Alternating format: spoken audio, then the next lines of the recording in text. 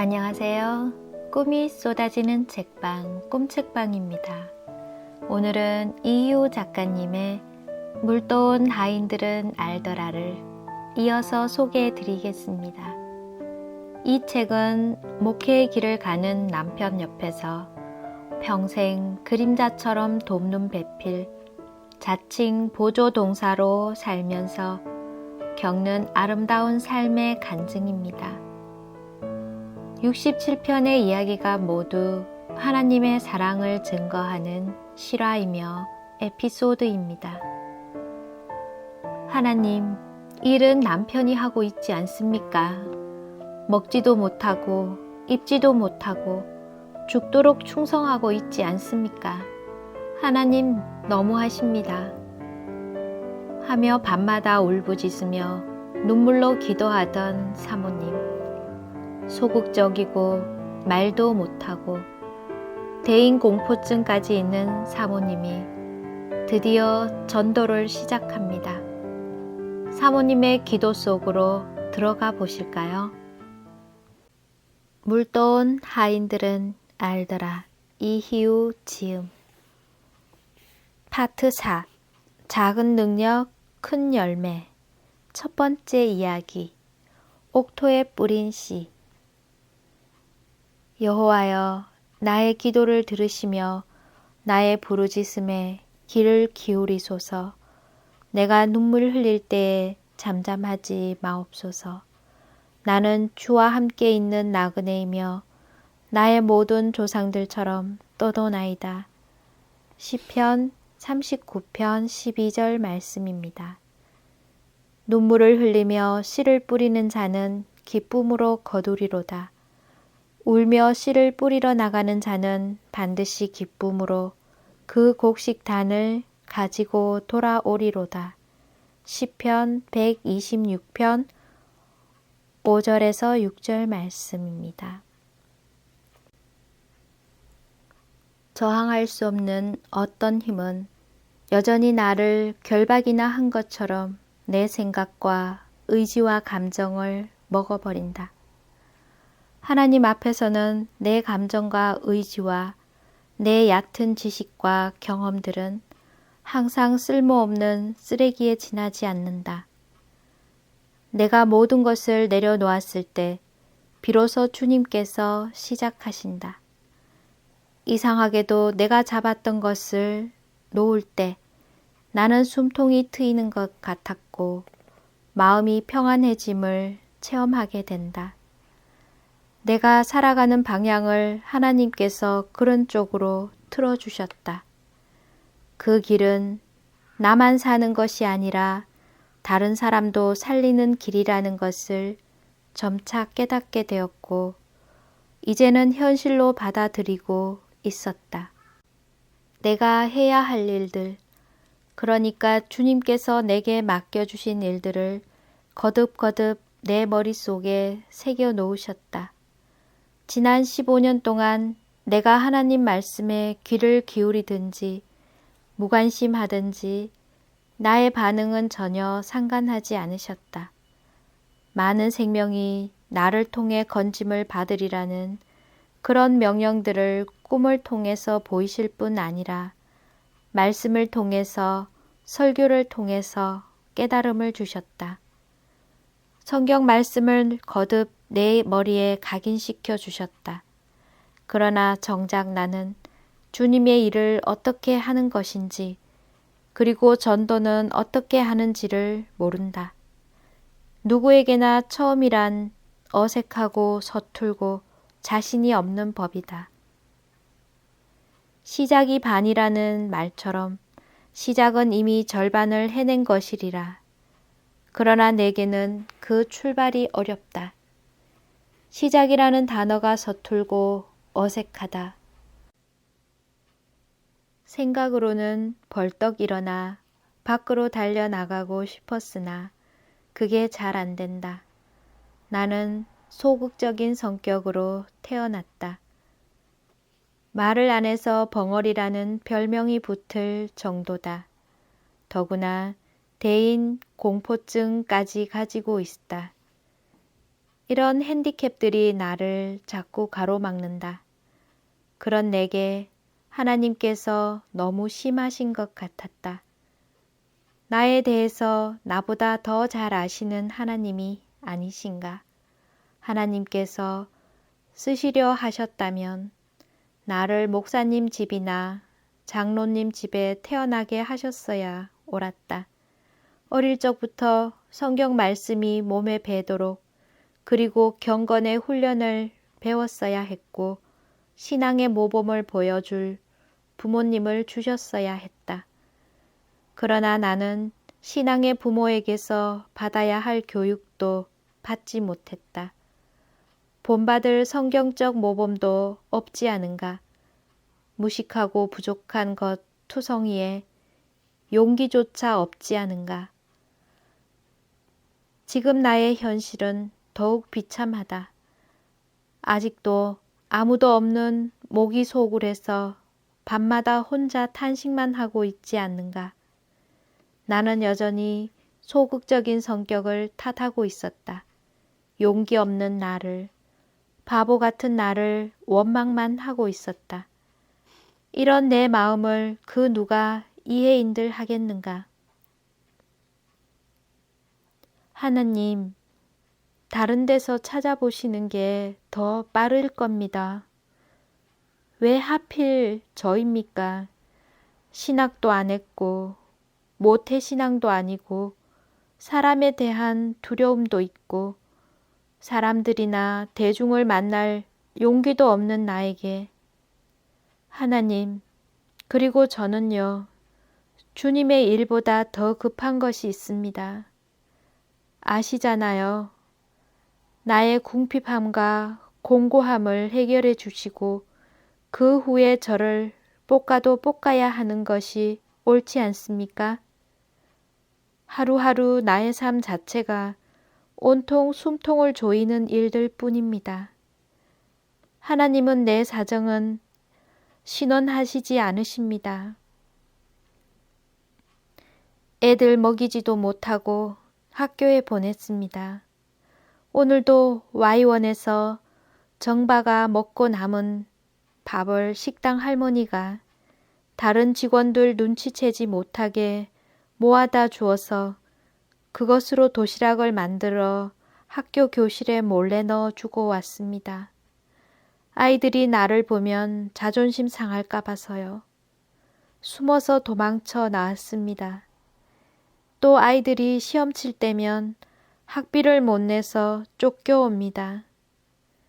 이런 내 사정을 아시지 않습니까? 주의 종의 가정에 의식주 해결이 안 되는데 밤마다 잠도 못 자게 하시니 저는 어떻게 하란 말입니까? 그런데 하나님 보세요. 부모가 키우기 힘들다 내다 버린 정박아들도 하루 세 끼는 먹습니다. 국가에서 주는 식량과 옷과 영양제가 풍족하여 남아도는 것 옆에서 보게 하시면서 만군의 여호와 하나님을 섬기는 종의 가정이 개척하면서 이렇게 핍절한 것을 알고 계시지 않습니까? 저의 사정을 모르실 리가 없지 않습니까? 해결해 주세요. 해결해 주세요. 하나님 앞에서 내 신세를 생각하며 많이 울었다. 그래서 우리 애들은 그런 나를 보고 울보 엄마라고 부른다. 하나님, 너무하십니다. 하나님의 일은 남편이 하고 있지 않습니까? 먹지도 못하고 입지도 못하고 죽도록 충성하고 있지 않습니까? 저까지 동원되고 싶지 않습니다. 다만 저는 식구들의 기본 생존권에 관한 문제를 고백할 따름입니다. 저도 더 고상한 문제를 가지고 하나님 앞에 나와 기도했으면 좋겠습니다. 그런데 보세요.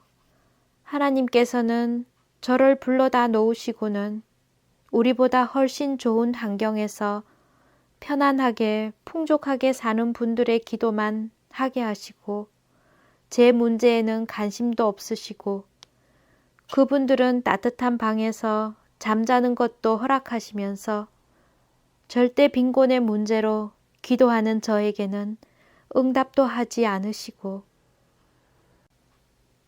나의 문제는 생존권에 관한 절박한 문제였고, 하나님께서는 나의 먹고 사는 문제는 해결해 주시지 않기로 결심하신 것 같았다. 여러 달 만에 결국 나는 나의 모든 기도 제목까지도 다 포기해 버렸다. 주시면 식구들을 먹이고 안 주시면 굶기겠다고 다짐하고 결심했다. 오히려 죽기로 결심하니 후련하고 홀가분한 기분이 들었다. 교회에서 죽으면 기도하다가 죽었다고 하겠지. 그러나 한편으로는 하나님께서 그렇게 우리 가족들의 배고픈 문제보다 더 급한 내가 할 일이 무엇인지 하나님의 음성에 귀를 기울이기로 옥이 섞인 다짐을 하기까지 이르렀다. 하나님의 뜻이라면 순종하기를 원합니다. 라고 바꾸어 기도하기 시작했다. 그러나 날이 밝으면 밤새도록 내 입술로 기도하게 하신 기도 제목 때문에 기막히고 두려웠다. 전도하라는 하나님의 명령 때문에 사람이 더욱 무섭고 떨린다. 못합니다. 못합니다. 누가 내 말을 듣고 믿겠습니까? 하고 고개를 저어 도리질하곤 했다. 또 밤이 되면 변함없이 하나님 앞에 가서 밤새도록 하나님의 말씀에 순종하겠습니다. 하고 기도하게 된다. 눈물은 왜 그리 흔한지 울지 않으려 해도 주체할 수 없이 눈물이 쏟아져 내린다. 눈이 퉁퉁 부어 눈꺼풀이 맞붙어 떠지지 않을 정도로 울게 된다. 이웃 사람들이 나를 만나면 누가 죽었어요? 집에 누가 아파요? 하고 묻는다. 그러나 밤이 되면 또 그 자리, 기도의 자리에 나는 홀로 앉아 있다. 하겠습니다. 날이 밝으면 못합니다. 를 여러 달 반복했다. 그러던 어느 날 하나님께서 꿈을 통해 한 사람을 정해 주셨다. 행동으로 옮기지 못하는 내게 이제는 사람을 정해 주시고 등을 떠미실 작정이시다. 그 사람이 내 말을 듣고 믿겠습니까? 나 같은 것이 무엇라고 하고 탄식하며 울고만 있었다. 무엇을 어떻게 하란 말씀인가? 아닙니다. 아닙니다. 아직도 준비가 아직 하고 2달 동안 그대로 주저앉아 울기만 하고 있었다. 안진뱅이 같은 나, 자신에게 갇혀있는 맹꽁이 같은 나를 어찌 감당하랴. 할 말을 정해주신다면 몰라도 찬송은 몇 장을 부르는 것이 합당한지, 성경 구절은 어디를 찾아야 할지, 대한민국에 쓰는 많은 말 중에서 그 사람에게 가장 적합한 한마디, 그 사람이 깨달음을 받을 기가 막힌 말을 골라주신다면 지금 그 사람에게 가장 마음에 감동이 될 찬송가를 선택해 주신다면, 그리고 66권의 성경 말씀 중에서 깨달음을 받을 경우에 합당한 말씀 한마디를 골라주신다면 그 말씀은 능히 지옥 형벌에서 건짐을 받을 구원에 이르는 한 구절의 능력의 말씀일 될 것입니다. 그런 말씀을 주신다면 가겠습니다. 무기를 주세요. 말씀을 주세요. 라고 탄식만 하고 있을 때 하나님께서 한 깨달음을 주셨다. 가서 무슨 말을 할 것인지 염려하지 말라. 그때에 무슨 말할 것을 주시리라 말하는 이는 너희가 아니라 너희 속에서 말씀하시는 이 곧 너희 아버지의 성령이시니라. 마태복음 10장 19절에서 20절 말씀입니다. 이 한 가지 응답밖에 다른 말씀은 없으셨다. 성경 구절도 찬송도 할 말도 주시지 않았다.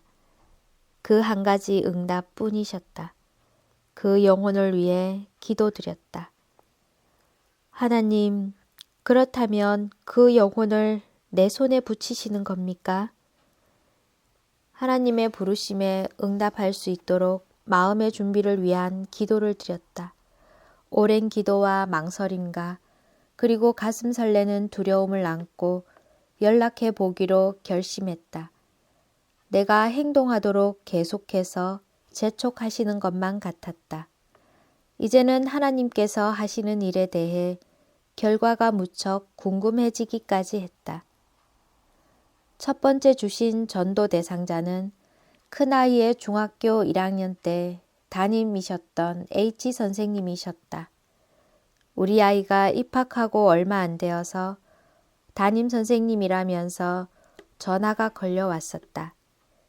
체육 시간에 철봉을 하다가 이 둔발이 아들이 철봉에서 떨어져 손목뼈가 부러졌다는 것이다.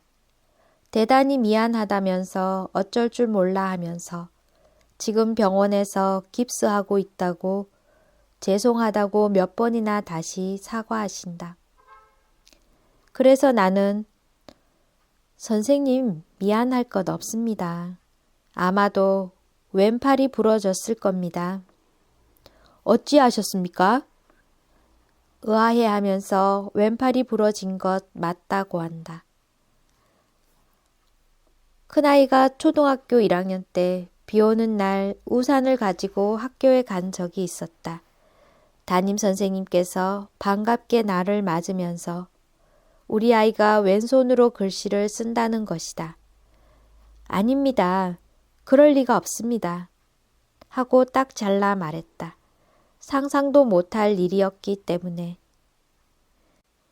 집에 가셔서 눈여겨 살펴보세요. 담임 선생님께서도 단호했다. 수업 시간에 받아쓰기 하는데 다 같은 방향으로 글씨를 쓰고 있는데 유독 두 아이만 자세가 반대 방향으로 기울어서 유심히 보았더니 왼손으로 쓰고 있더라는 것이다. 두 아이를 일어서라 해서 손을 내밀어 보라고 했더니 다른 아이는 오른손을 쓰지 못하는 아이였다고 한다. 그리고 우리 아이는 손이 멀쩡해서 오른손으로 써보라고 했더니 잘 쓰더라는 것이다. 그래서 잘 살펴 고쳐보라는 당부였다. 집에서 유심히 살펴보았더니 내가 있을 때에는 오른손으로 쓰다가 눈 깜짝할 사이에 연필이 왼손에 들려있는 것이었다. 지키고 앉아있어도 내가 한눈 파는 사이에 번개같이 빠르게 왼손으로 연필이 넘어가는 것이 눈앞에서 일어나고 있다. 믿기지 않는다. 왜 그렇게 했느냐고 물었더니 아들의 대답은 더욱 어이가 없다. 다른 아이들이 모두 다 오른손으로 쓰고 있는데 왼손으로 쓰는 아이가 한 명 있어서 신기해서 따라서 해본 것이라고 했다. 고쳐보려고 많은 시도를 해보았지만 허사였다. 그 짧은 시간에 연습한 것이 초등학교 졸업할 때까지 이어졌다. 지금까지 7년 동안을 하나님께서 고쳐주실 것을 기도해 오던 터였다. 그래서 나는 부러진 손이 왼손이라는 것을 알 수 있었다. 그때 처음으로 뵌 선생님을 하나님께서 첫 번째 전도 대상자로 지명하신 것이다. 실로 많은 기도와 망설임이 있었으나 결국은 결심을 하고 학교로 전화를 했다. 선생님은 무슨 일인지 묻지도 않고 토요일에 자기 집으로 오라고 약도를 자세히 일러준다. 그 약속대로 선생님 댁을 방문했다. 그런데 약속한 시간에 선생님은 출타 중이셨고 장모님이라는 할머니 한 분이 나와서 거실로 안내를 했다. 초라하게 앉아 기다리는 나의 속마음은 번거롭기 그지없었다. 한 번 더 확인 전화를 할 것을, 약속을 잊어버린 것은 아니겠지. 자신감은 점점 사그라지고 반면 내 머리는 복잡해지기 시작했다. 깔끔하게 정리된 거실과 잔디가 깔린 정원, 바닷가 전원주택이 넓고 아름답다. 그러나 마음만은 평화롭지 못했다. 덩그러니 앉아있는 내가 초라하고 작게 느껴졌다. 망신당하기 전에 지금 돌아가는 것이 나을 것이 아닌가 하는 생각과 한편 마음은 칼을 뺐으면 썩은 새끼줄이라도 잘라야지. 근 몇 달 동안 기도해온 것이 아깝지 않느냐 하는 두 생각이 마음속에서 싸우고 있었다. 선생님의 장모님께서 내어놓은 찻잔에 시선을 집중시키고 갈등하고 있을 때 출타 중이던 선생님께서 약간의 술 취한 걸음걸이로 대문으로 들어서는 모습이 보였다. 속으로 아까 돌아갔어야 하는 건데 술 취한 선생님께 무슨 전도를 한단 말인가 하는 후회와 함께 겸연쩍은 얼굴로 일어섰다. 애써 조금 전에 마음을 정리하고 용기를 내어 선생님 안녕하세요 하고 인사를 했다. 아, 네, 좀 늦었습니다. 안으로 드시지요. 하면서 안쪽을 향해 손짓한다. 난 이미 안에 들어와 있는데. 나는 선생님과 거실에 마주 앉았지만 무거운 침묵이 잠시 흘렀다. 잠시 후 이 어색한 분위기를 깨고 나는 말을 하려고 입을 열었다. 요즘 이상하게 마음이 설렌다든가 특별한 마음의 감동 같은 뭐 그런 느낌 없었습니까? 그랬더니 선생님은 기다렸다는 듯이 대답했다.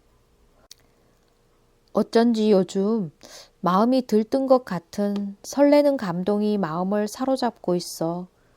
내 마음 나도 모르겠습니다. 속으로 그러면 그렇지라고 생각하는데 생각하지도 않은 다음 말이 툭 튀어나왔다. 학창시절에 교회 다닌 적이 있나요? 예. 그러면 학교 다니실 때 가장 좋아하던 찬송이 있겠네요? 예. 제가 요즘 자꾸 입에서 맴도는 잊히지 않는 찬송이 있습니다. 와이대 다닐 때 채플 시간에 자주 불렀던 찬송인데요. 멀리 멀리 갔더니 처량하고 곤하여 슬프고 또 외로워 정처 없이 다니니 예수 예수 내 주여 지금 내게 오셔서 떠나가지 마시고 길이 함께 하소서.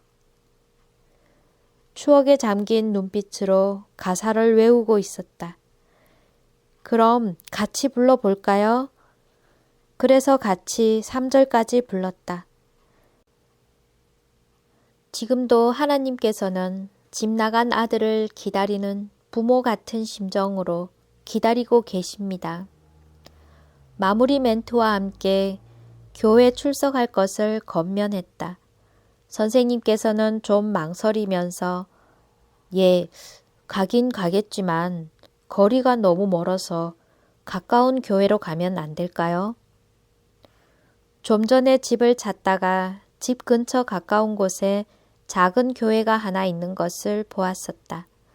나는 놀라서 속으로 생각했다. 이런 엉뚱한 말이 나올 줄 상상도 못했던 터라.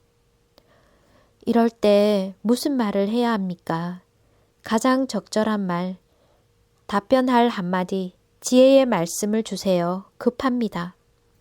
라고 하나님께 급하게 SOS를 보냈다. 순간 하나님께서도 급한 응답이 왔다. 씨의 항무지를 뿌리는 것하고 돌과 풀을 추려내고 거름과 물과 햇빛이 있는 옥토에 뿌리는 것하고 어느 곳이 잘 자라겠습니까? 그럼 내일부터 사모님 교회로 출석하겠습니다. 선생님은 약속했다. 이 첫 번째 전도를 한 내가 떨리는 가슴을 안고 집으로 돌아오는 것은 당연한 일이다.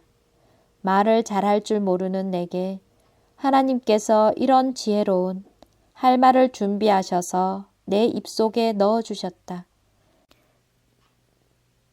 선생님 부부는 그동안 어떻게 참고 살았을까 할 정도로 신앙생활에 열심을 내었다.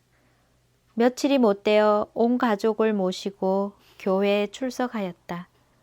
몇 년 뒤에는 교회에서 서리 집사로 임명을 받았다.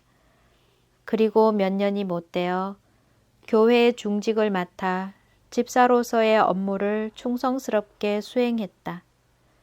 해마다 성탄절이면 꼭 만두를 손수 만들고 기다리다가 새벽송 팀을 대문까지 나와서 맞아주곤 했다.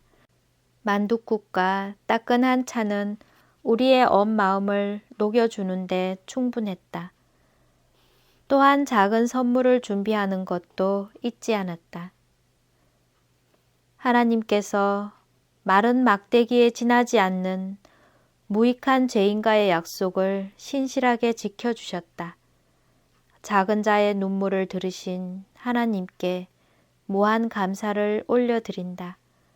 기도를 통해 눈물을 통해 마음밭을 옥토로 만드시고 복음의 씨앗을 뿌리러 가게 하셨다. 눈물 걸음은 세상에서 가장 값진 걸음일 것이다. 새 생명이 구원받을 믿음으로 자라기에 모자람이 없는 풍성한 걸음이다. 이 눈물 걸음은 지옥 백성이 천국 백성 되게 만드는 효력이 있는 걸음이다. 하나님께서는 한 영혼을 제해서 지옥 형벌에서 구원하시기 위해서 눈물을 사용하신다. 그리고 눈물의 양을 채우라고 명령하신다. 채워지면 보내신다. 혼자가 아니라 성령님께서 함께 동행하신다. 6번째 이야기. 그들이 부르기 전에 응답하겠고. 35년 전 70년대 후반, 당시 개척교회는 정말 가난 그 자체였다. 교회뿐만 아니라 전도받을 대상자들도 거의 똑같은 형편이었다. 우리의 전도 지역은 시내에서 망한 사람들이 더 이상 갈 곳이 없어서 들어오는 막다른 골목이라고들 했다.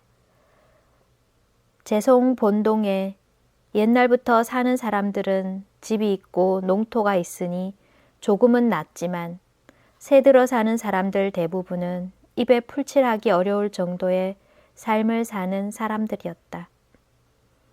그나마 다행스러운 것은 가난한 사람들에게는 접근하기가 수월했었다. 그렇다고 복음의 문이 활짝 열려 있는 것은 아니었다.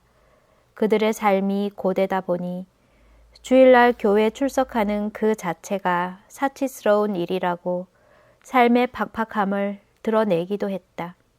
그런 형편과 상황 중에서도 복음을 듣고 구원받을 사람을 기대하면서 신발이 닳도록 걷고 또 걷고 두드리고 또 두드렸다. 그런즉 그들이 믿지 아니하는 일을 어찌 부르리요? 듣지도 못한 일을 어찌 믿으리요? 전파하는 자가 없이 어찌 들으리요? 로마서 10장 14절입니다. 본 동네 양복점을 하는 아주 작은 공간에 가게가 있어서 들어가서 전도를 했다. 젊은 부부였고 이 젊은 부부에게는 2, 3세 정도 된 아기가 있었다. 부인의 배가 부른 것으로 보아 산딸이 얼마 남지 않았다는 것을 알 수 있었다. 그런데 이 젊은 남편 되시는 양복쟁이가 몸이 몹시 아프다고 한다. 죽을 병이 걸린 것 같았지만 돈이 없어서 병원 치료도 못 받고 집에서 병시중하고 있었다. 이 가정을 위해서 할 수 있는 일이 무엇인가를 고민했다. 전도차 매일 들러서 말씀도 전하고 기도도 해드렸다. 부인은 매우 고맙게 여겨서 믿기로 작정은 했지만 형편이 이러니 교회 출석은 잘 못하고 있었다. 그때는 그 남편의 병명이 무엇인지 몰랐었다. 지금 생각해보니 간암이었다는 생각이 든다. 입과 코에 피가 엉겨 붙어 있고 방 안에는 시체 썩는 냄새가 코를 찌르곤 했다. 부인의 급한 연락이 오면 우리는 달려갔다. 우리 전도사님은 이 환자를 등에 업고 나는 뒤에서 붙들고 병원으로 뛰어가곤 했었다.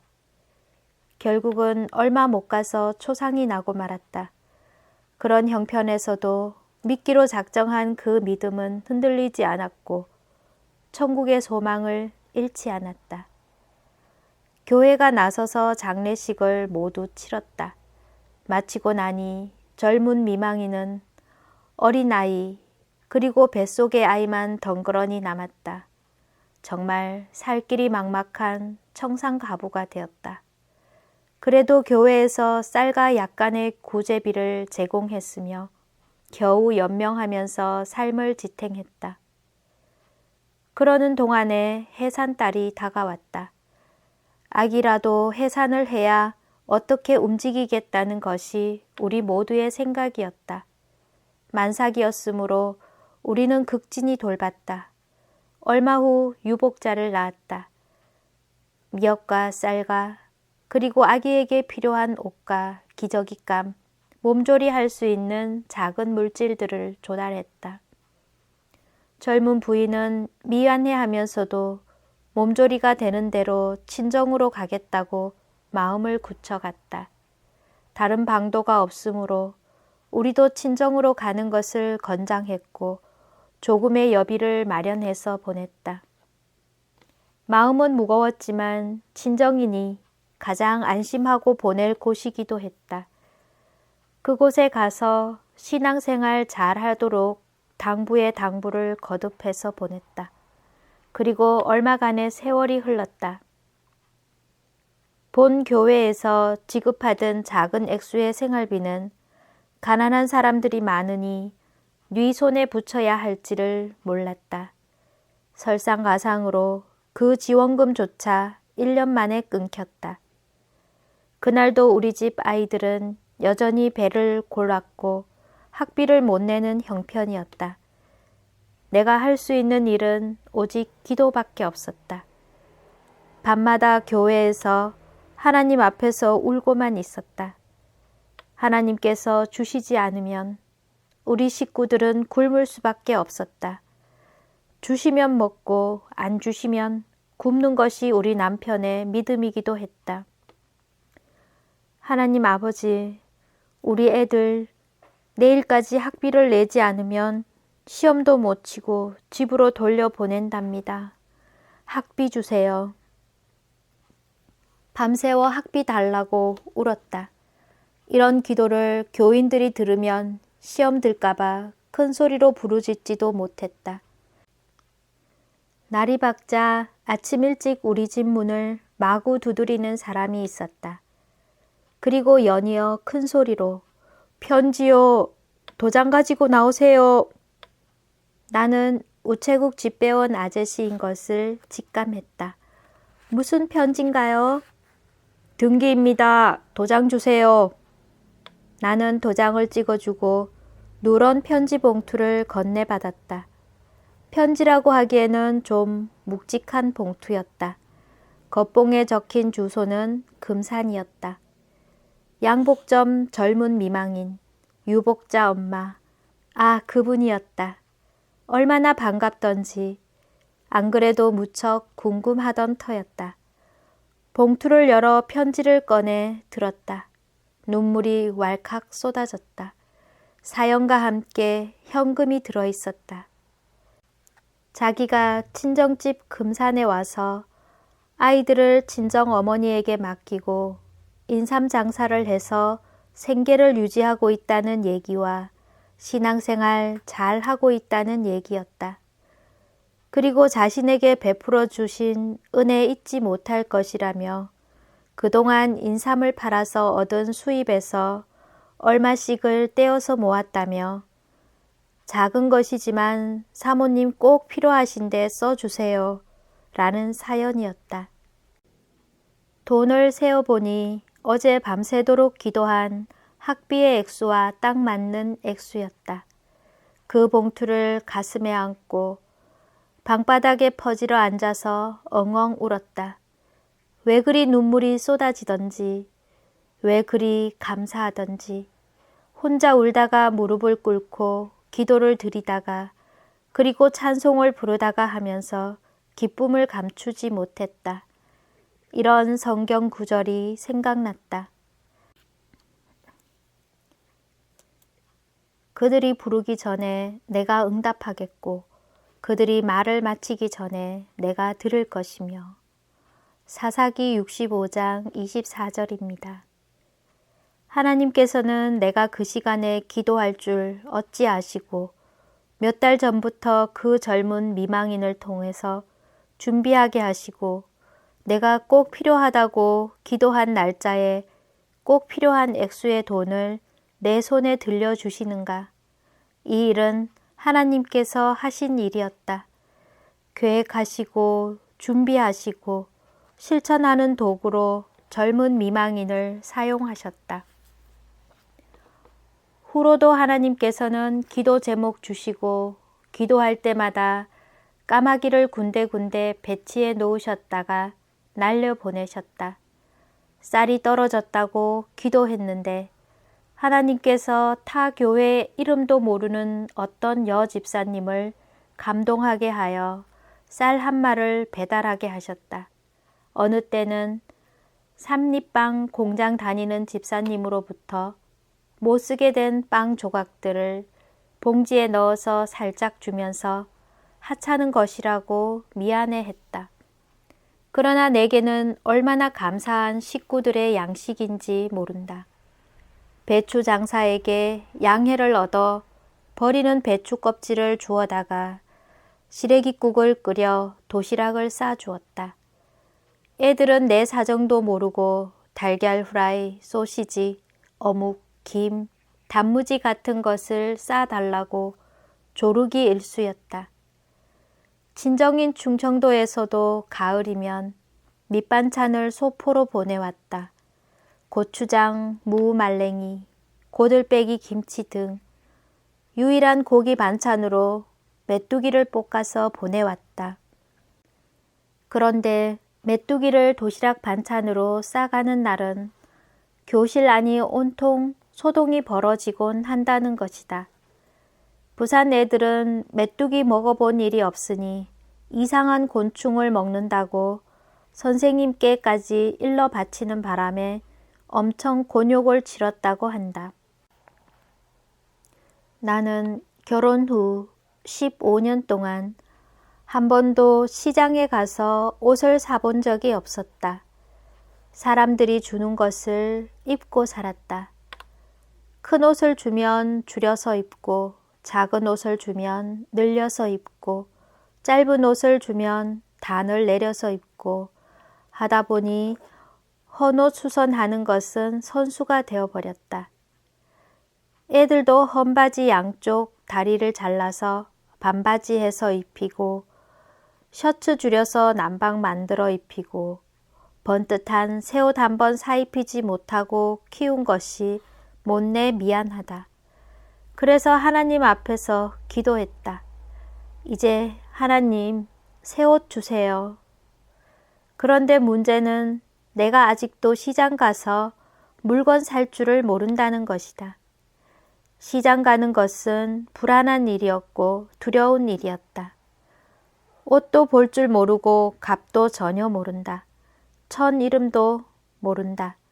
다른 사람들하고 같이 시장에 가면 그 동행한 사람들도 같이 방향 감각을 잃는다고 한다. 그래서인지 몰라도 시장에 들어서면 머리부터 지끈거린다. 우리 교인들은 나하고는 시장에 같이 안 가려고 한다.